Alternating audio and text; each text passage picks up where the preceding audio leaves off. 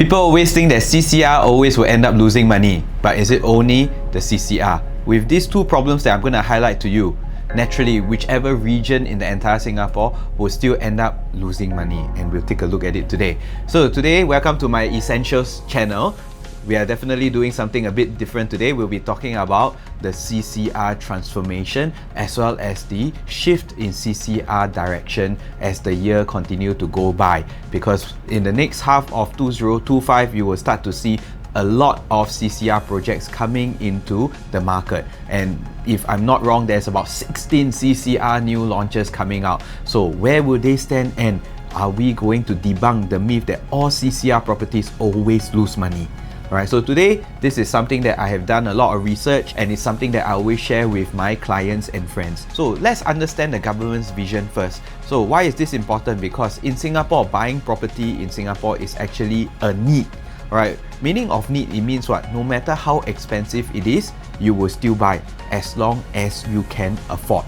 Alright, so livability is the key factor, and livability caters to need. And when the need is met, you will have a clear exit strategy. So today's main theme is livability, and we will use that to determine why the CCR will actually lose money. But is it only just the CCR? So coming back to the government's vision, here I have is the chart, which is no stranger to you all, but I'm just here going to do a quick revision on this. This is not something new to you all. I believe from my previous videos you might have seen this. Now the key question to ask is this: is 300 per square foot cheap? Would you buy? I think the answer is yes. But what if I tell you you cannot exit because nobody can afford? Will you still buy? I think a lot of answers will change to become a no. So what I wanted to show you is this: price is just a perspective. Now what about today, where it's 2,500 per square foot, but yet I can show you you will be able to exit because people can afford? Will you consider buying then? I think the answer is a big yes to a consideration, right? So was there a time where it was 300 PSF? Actually there was. Looking at this chart down here, in 1976 all the way to even the year 2006. In fact, there was a time where it was 300 per square foot, even all the way to 1,000 per square foot. Was it cheap back then? It was. But why your parents or your grandparents never go and buy 10 of those? You could have become a property tycoon today with the inheritance coming down and passing it to you, you know. Right? The thing is this: the red line is a representation of income, and the blue line is a representation of the property prices. You will see that the red line since 1976 all the way until 2008 is below the property prices. Yes, it was cheap back then, but the key thing to take note is this: it was probably the most expensive item in their entire life. And the most important key question is this: what if something happened to my life and I cannot sell? And that was exactly the scenario back then. That's why they also scared ma. The fear factor is there ma. That's why they dare not buy into properties and own 10 properties last time, because what they worry is nobody can buy from them because nobody can afford, and thus they cannot exit. Now move forward all the way until 2006, you will see the red and blue line intercept each other, and that's where we call the property boom. Right? When the property boom happened, there was many fluctuations in the market because we were very exposed to external market factors such as the Lehman Brothers, or any movement in the stock market will also impact the real estate prices. And with that in mind, the government introduced 14 rounds of cooling measures back then. Now, I want to draw your attention to this. Can you see how the positive gap has changed? The red line, which is the income, has far exceeded the blue line, which is the property price. And with that in mind, can you see from such a narrow positive gap, it became such a wide positive gap today? Now, everybody, I want to remind you all what the government vision is. The government vision is buying property as a need, meaning to say, no matter how expensive it is, you will still buy as long as you can afford. Alright, so the key thing is this: the blue line is here, property price. It can be at 2,500 per square foot today. It can steadily go up to 3,000 per square foot today. You will always be able to have an exit as long as the red line continues to grow in this direction, because buying property in Singapore is a need, and when it is a need, no matter how expensive it is, you will still buy as long as you can afford. So now the key thing is this: market consensus, willing buyer, willing seller. Why Woodlands today will still be at 2,000 per square foot and CDL dares to call it is because what?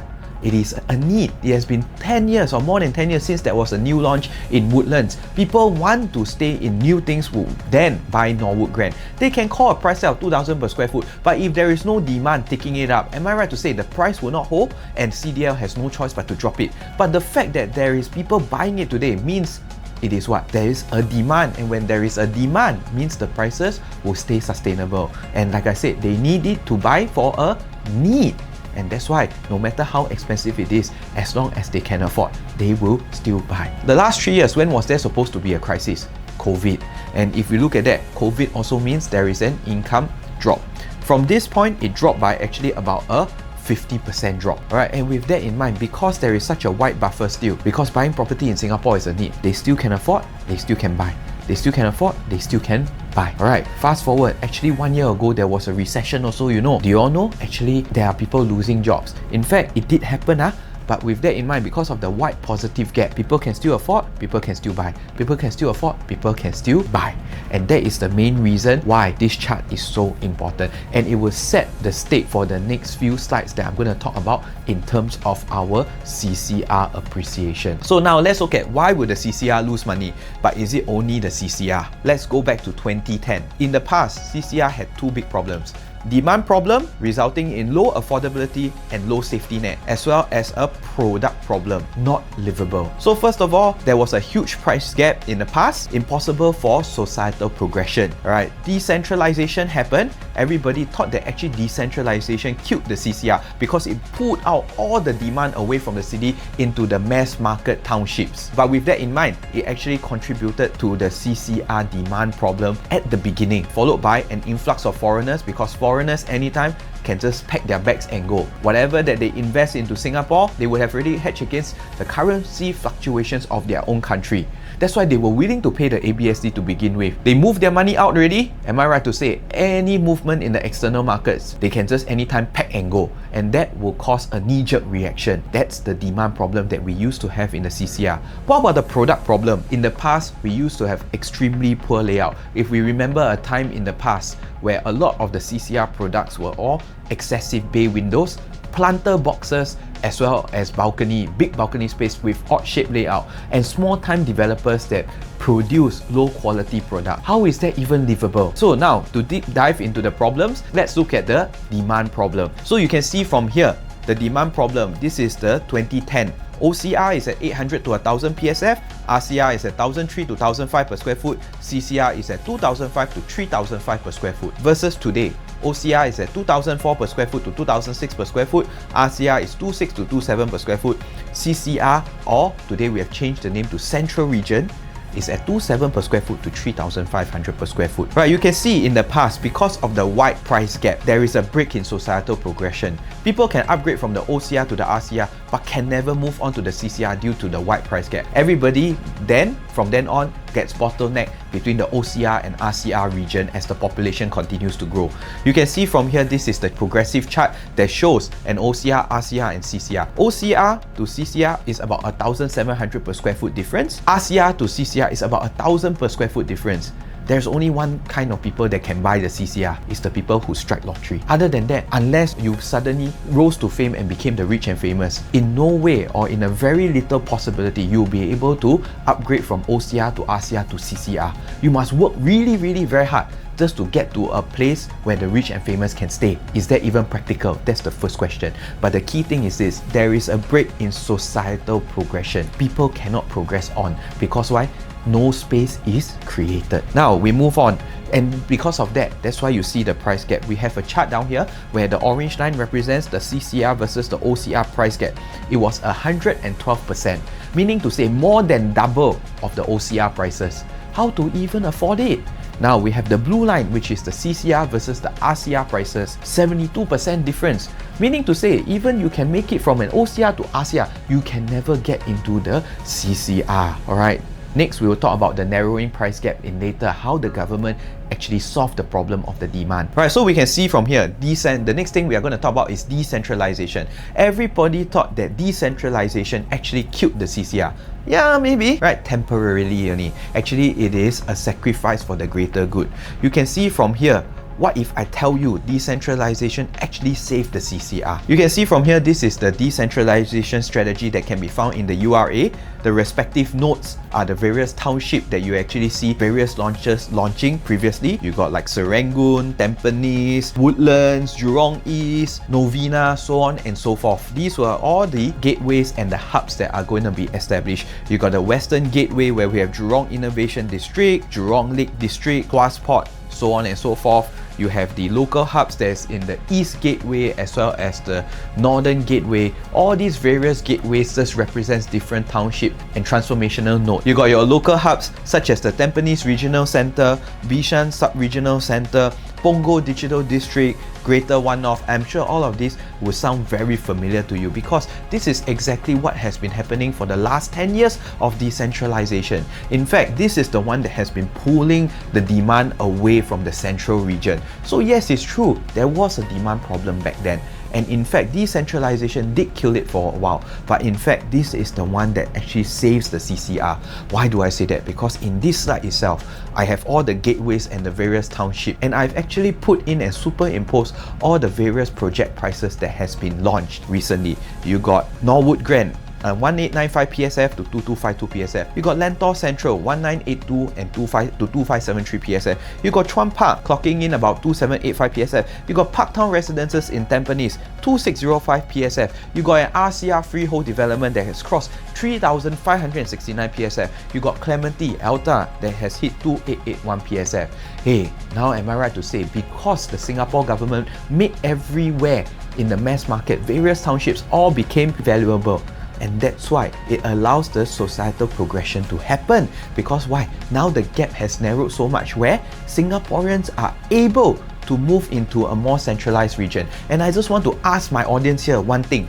If today you are able to stay in a central region property in city area, would you want to stay in it? It's the same question as asking, if today you can drive a Continental car, a Mercedes, would you want to drive it?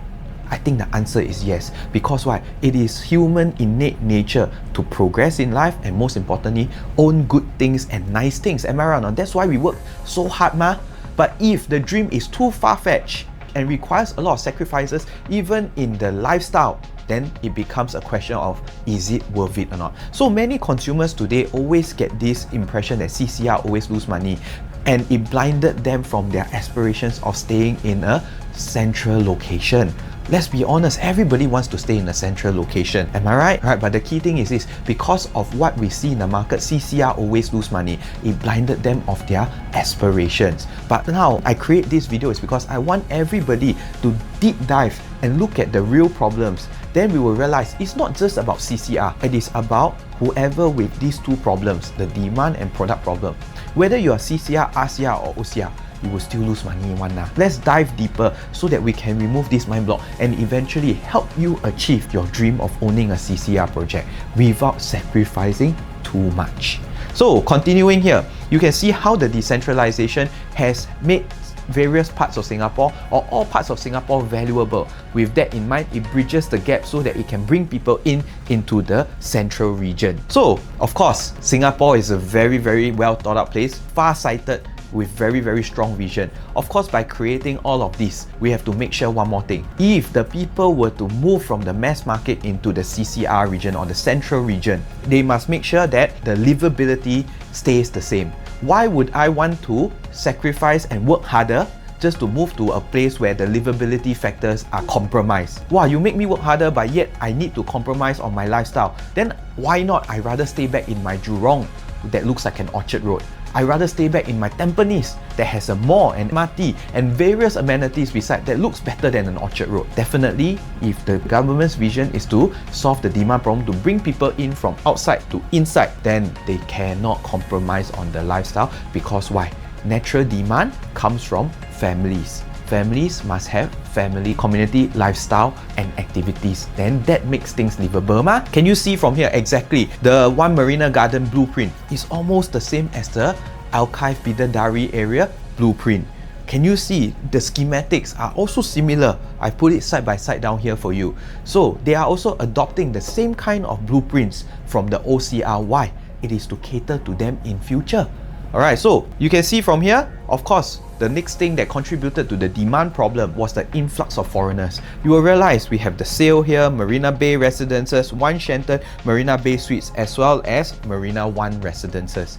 Why they lose money is because more than 30% of them were contributed by foreigners and PRs. Once you exceed this number, the natural demand is not there, the price sustainability is not there, and as such, anything bad happens in the market, these consumers can dump and go, resulting in a knee-jerk reaction. And that's that's why prices are not sustainable. With that in mind, that's why they came out with the ABSD of 60% to remove all of these foreigners, alright, to ensure that our local demand stays strong in Singapore so that sustainable pricing is attained.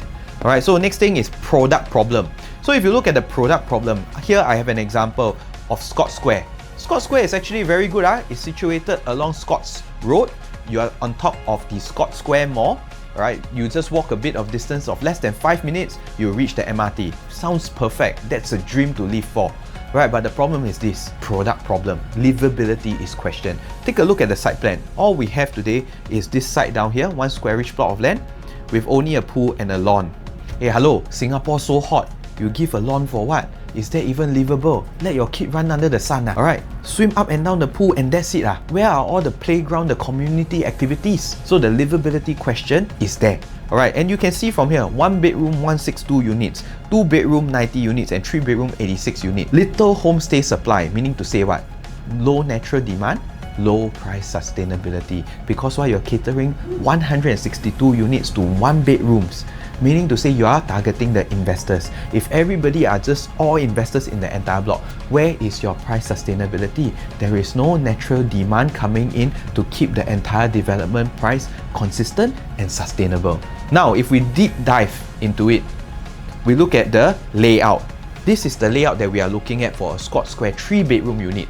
The very limited number of 86 units already, catering to the homestay, yet the product and the unit layout itself can't even cater to the homestay requirements. Look at it. First of all, we got an open concept kitchen. Hey, if you are a family, how are you going to cook in an open concept kitchen for 5 people? Your house will smell, man.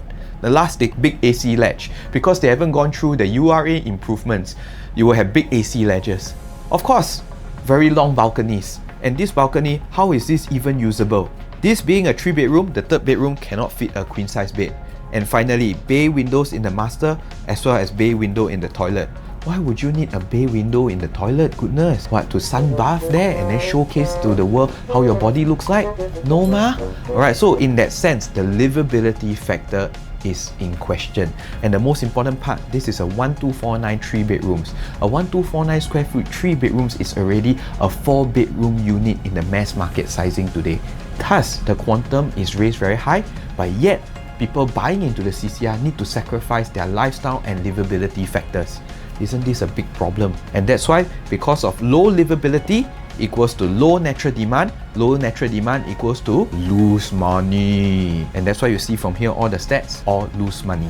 Now next, we move on to the next example of Lumos. Look at the site plan of Lumos, you will realize that there is no place for your kids to run, no place for you to walk when you're having a long hard day or stressful day. All you have is a cascading pool down here, which is so small that if you swim laps on it, you'll probably end up banging your head. Right? Where is the community activities? There is no tennis court, there is not enough parking lots for your visitors, so on and so forth. Again, the livability factor is in check. 1 bedroom 4 units, 2 bedroom 3 units, 3 bedroom 22 units. Okay, maybe they are trying to cater to a homestay demand down here.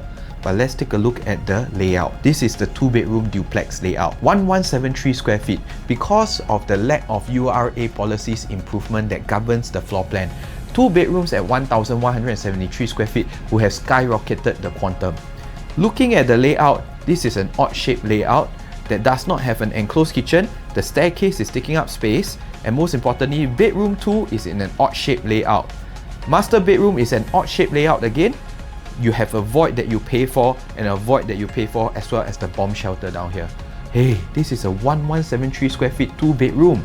It is the size of 3 bedrooms or even the 4 bedrooms today, 1184 square feet harmonized. How is this even livable? And because livability factor is questionable, low livability equals to low natural demand equals to lose money. Alright, we move on. This is the 3-bedroom example of Lumos. Can you see how big a planter that lines the perimeter of the entire floor plan? Everybody, this one what? Botanic gardens. You want to have botanic gardens at your home? It is a 1755 square feet 3-bedroom. 1755 3-bedroom is a 5-bedroom layout in the mass market. And then if you look at it, kitchen is small, master bedroom, bedroom 2, bedroom 3, all quite small with bomb shelter wastage. Odd shape, wasted planter and balcony. Again, livability factor is questionable. Low livability equals to low natural demand equals to lose money. Alright, now finally, we move on to another example, which is Peak 2 at Cairnhill. Can you see the site plan again? It repeats the same problem that the era of CCR projects have. Small site plan, a small lap pool, a small barbecue pit. Hey, how is this possible for livability? So if you look at that, the 2 bedrooms are all 58 units, 2 plus study 2 units, and this is how the 2 bedroom layout looks like. Planter, balcony, planter, bay window, balcony, planter, as well as bay window and planter in the bathroom and a bomb shelter. This is a 904 square feet 2 bedroom. First of all, the quantum would have been pushed up very high. Again, a 904 square feet 2 bedroom is actually a 3 bedroom in the mass market. Next, all the excessive planter and balcony will have eaten up more than 30% of the entire 2 bedroom unit. Meaning to say, the effective usage of space is only 600 plus square feet. Hey, again, livability factor is in question. Low livability equals to low natural demand equals to lose money. And true enough, that's why you see it losing more than $500,000. So now the key thing is this, with these 2 problems in the past, it was already very difficult for consumers to even afford and upgrade to a CCR property. The next thing is this, even if they had the chance to do so, let's say they strike lottery lah, or they work really very hard to become the rich and famous lah, finally they get it already, they need to sacrifice and subject themselves to this kind of floor plan. Sacrifice lifestyle and subject themselves to this kind of floor plan. How to even stay in it? Then like that, inside the consumer's mind, my lah, why would I want to work so much harder just to move into a CCR while I need to sacrifice whatever my families are currently enjoying in this OCR region? Never mind lah, I stay where I am better lah. And that's what will be happen, and that's where all the aspirations to move into CCR will have died out.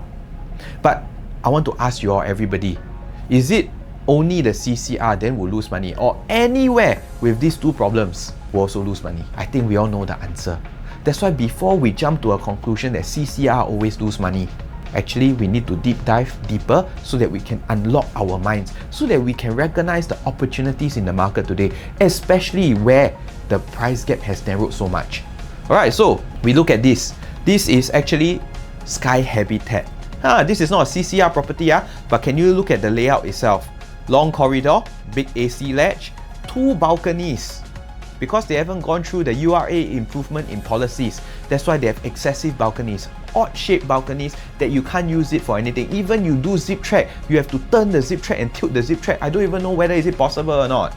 Now the next thing is this, the master bedroom is quite small. So how is this livable?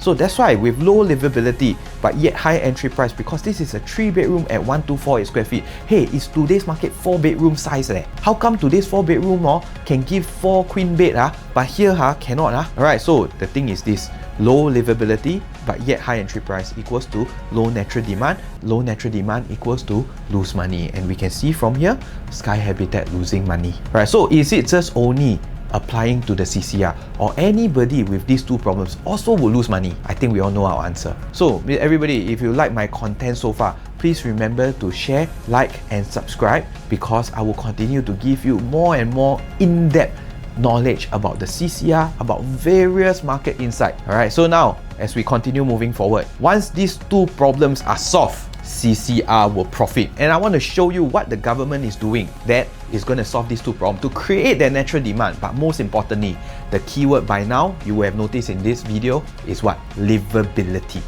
Alright, so we can see from here, the 2 problems are solved. Demand problem is solved. Decentralization actually narrows the price gap. It creates space for societal progression to happen. Alright, higher affordability, building capital and affordability is increased. And because of this, new CCR townships are created. Remember our 3-phase transformation technique, that's where the population will be introduced. So with this in mind, there will be natural demand coming into CCR. With natural demand coming into CCR, we must make sure that the product are livable. That's where URA has stepped in to make sure that all the policies are in place to ensure the right size balconies, the right layouts, the minimum number of 3 and 4 bedrooms in a particular project based on the size of the project, so on and so forth. All this ensures that the product remains livable and sustainable. Alright, so you can see from here, the traditional prime will always be Orchard, Somerset and Dhoby Ghaut. I'm sure these are all in your minds. But the problem is this, all the product problem that I showed you just now are present in Orchard, Somerset and Dhoby Ghaut. In order to change the entire city skyline, there's only one way to do it, which is to what? En bloc, tear down the whole building and rebuild. But that would take a very long time.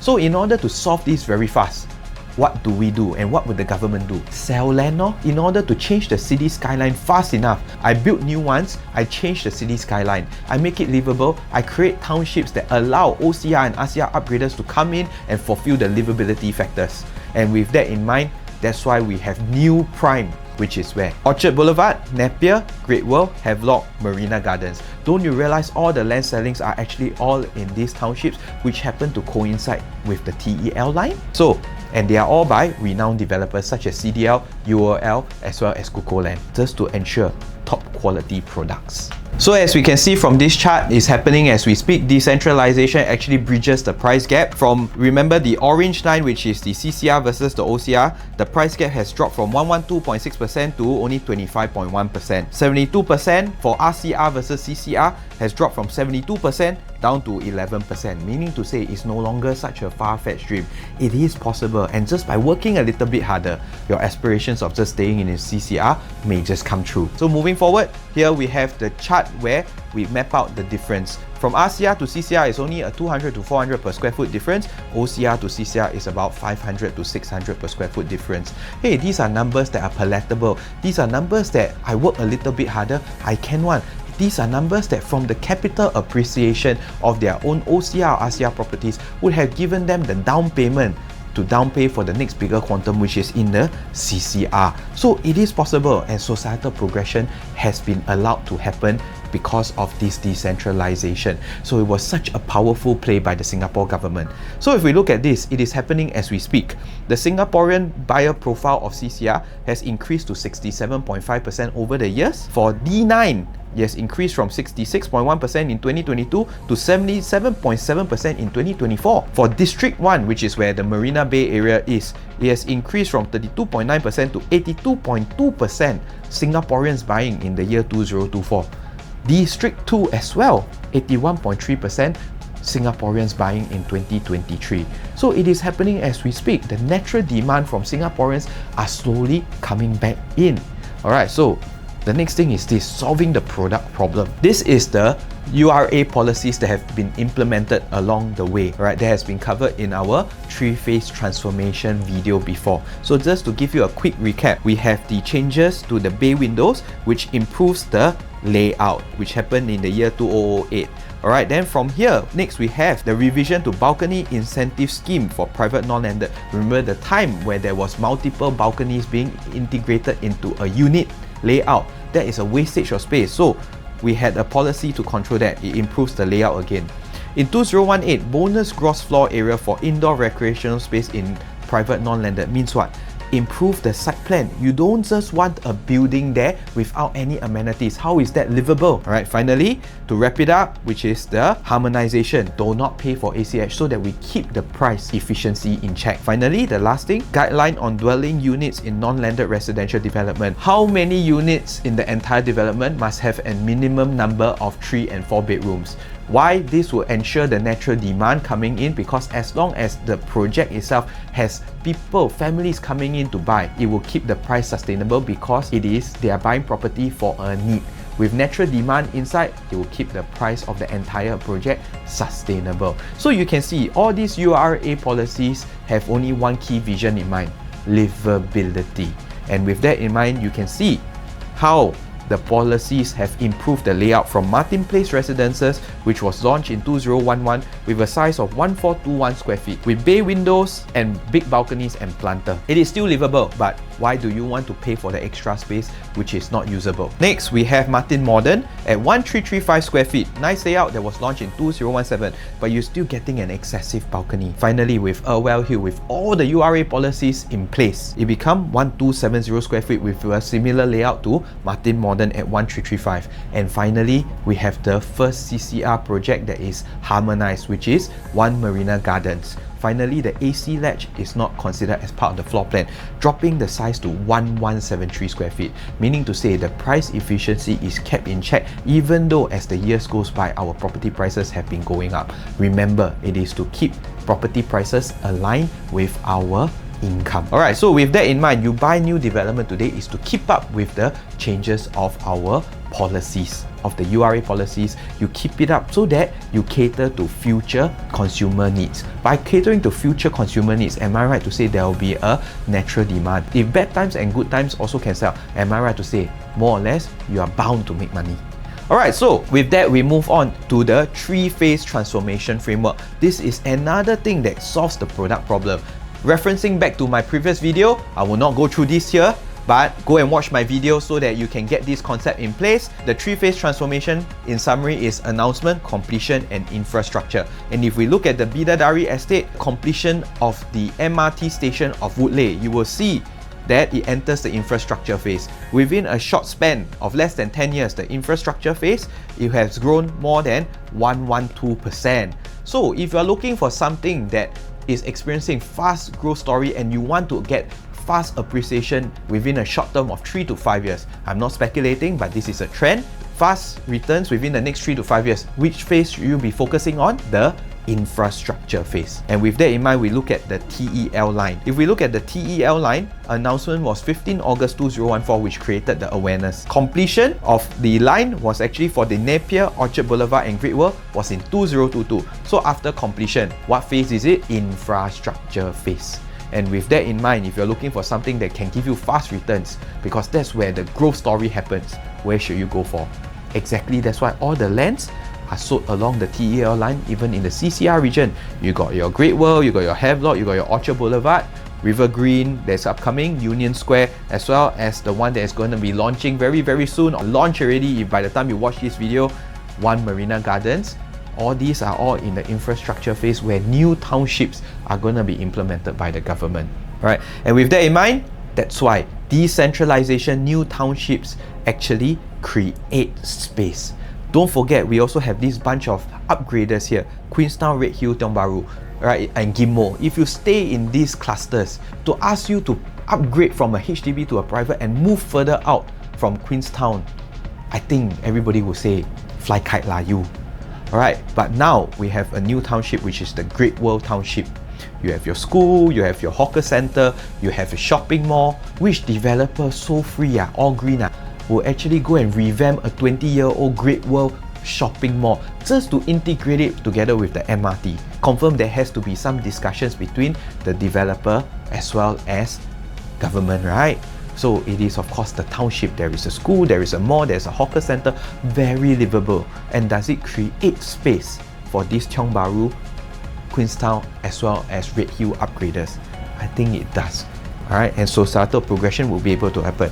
So the thing is this, don't you realize all these new townships in Havelock, in Orchard Boulevard as well as Great World, the site plans and layouts are actually quite similar to the mass market ones? It is actually to cater to who? All these upgraders, mass market, the societal progression that is happening soon, right? The natural demand that will be coming in and flowing in from the OCR and RCR regions. Alright, that's why you see 900 square feet, 3 bedrooms, 1200 square feet, 4 bedrooms. All these are what the mass market or city fringe buyers are familiar with, and it can really cater to their family and livability lifestyles. So if you look at it, this is Avenir, which is in the Great World Township. You will see their unit distribution with 3 bedrooms at 137 units, 4 bedrooms at 101 units, only 69 unit 1 bedroom and 2 bedrooms. Right, large land size, evenly distributed site plan, full facilities, strong unit distribution, clearly a homestay product. Of course, a bonus is its freehold lah.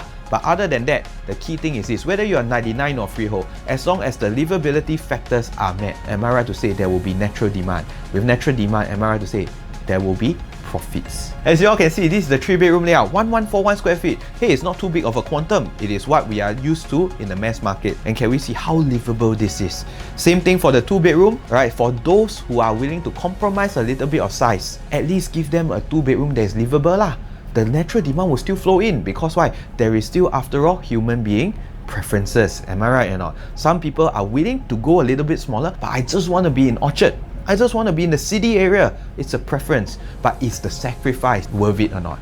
So for this, definitely if it is livable, worth it lah. Drop a little bit of size, but I still able to stay in Orchard. Maybe I earn 200k lesser from the profits, but it's okay. I can earn because why? Stay CCR means likelihood are pretty much doing quite well in their careers. They probably can earn more than what a property can do. Probably their lifestyle, their status matters more, right? But of course, don't end up losing so much just to get a CCR property lah, am I right or not? So that's why you see, with the livability factors in check, this is the statistics of Avenir. Hey, can earn up to $1 million one eh. So who says CCR lose money? Next, we have a 99, which is Irwell Hill Residences. This is a little bit more special. Their focus on 2 bedrooms is a little bit more, with 302 units being on the 2-bedroom units. The 3 bedrooms and 4 bedrooms only about 100 units. Alright, but with that, you can see the site plan itself evenly distributed. Nice landscaping, facilities, suitable for family needs. And if we look at it, this is the 2-bedroom, 657 square feet. Hey, these are things that we are seeing in today's market, in the new launches. People are used to it. But is it livable? It is! It even comes with an enclosable kitchen. Next, a 3-bedroom at 1270 square feet. Those that really can upgrade from a 2-bedroom to a 3-bedroom or whatever it is that to cater to their family needs. Hey, this is very livable. And with that in mind, high livability equals to needs are met. With needs being met, high natural demand equals to profit. And you can see they profit on average more than 200k for their 2 bedrooms. And if you actually count purchasing a 1.75 mil 2 bedrooms back then, including stamp duty, the down payment would have been $492k, $100. Profit 268k. If we count the ROE, will be 54%. Hey, it's not too bad. Maybe I got a 10% ROE hit, alright, just by buying a city property. I understand with the same 1.75 mil, I could have bought a 3-bedroom back then in the mass market. But because of my preferences, I decide to buy a 2-bedroom Orchard unit. Fine lah. I take a small hit at my ROE, but I own an Orchard property and I stay in Orchard now. Isn't that worth it? It's worth it also. Alright, so get this out of your minds, everybody out there. Alright, so you can see, even 1 bedrooms, also the same. In the past, we have Devonshire 2011, a 506 square feet. Can you see how unlivable this layout? Bay window in the living as well as the toilet, the planter and the balcony bigger than the master and comes with a bomb shelter. You're already small enough at 506 square feet. With all this bay window and planter and balcony, cut another 30%, basically you're only 350 square feet. How is that livable? Next, we have 3 Cascaden, a regular shaped 1 bedroom, fairly livable, alright, not too big a balcony. And we can see this is the numbers. Despite 3 Cascaden launching at 3,459 per square foot, they still managed to make a profit of 220k selling at 3,982 PSF because of livability. But Devonshire that got in at 2,000 per square foot in the past, or 2,005 per square foot in the past, cheaper than 3 Cascaden, in the end still end up making a loss of averagely 200 PSF. Livability factor again. Alright, so we have Gramercy Park again. If we look at Gramercy Park, you have a nice site plan. This was the first batch of new developments that were in transition just before the URA improvement. You still got your nice site plan, big pool, big everything. High livability, don't forget, high livability equals needs are met, equals to natural demand is high, equals to profit. Good facilities, extensive. But if we look at the layout, multiple bay windows as well as AC ledgers, planter with a balcony. This may sound a bit unlivable, but because they are big enough at 1,884 square feet and they just happen to be able to meet the family needs, there are people who want it one. And with that in mind, fairly livable despite some disadvantage. Still brings in the natural demand, means what? Equals to profits as well, right? And we can see from here, this is the profits that Gramercy Park is making at this moment. So everybody, I hope by doing this video, we can actually have a clearer perspective why CCR will lose money. First of all, from there, how can we identify the pitfall and mistakes so that we'll be able to choose a correct and good CCR property?